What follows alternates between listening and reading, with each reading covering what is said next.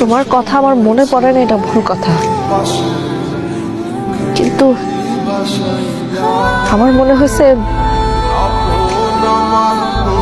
আব্বা তো তোমার তার মেয়ের জামাই হিসাবে পছন্দ করে না। তারপরে যদি তার বিরুদ্ধে যা কিছু করি তাহলে তোমার পরিবার আছে, তোমরা আছে, সবকিছু ভাইবা আমি ভাবছি তোমার লোক যোগাযোগ না করি, ওটাই ভালো।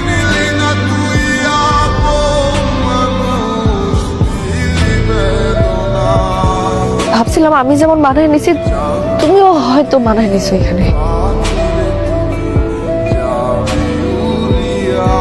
ওই দিন যখন তুমি সামনে দাঁড়াইলা বুঝতে পারছি তুমি মানায় নিতে পারো নাই।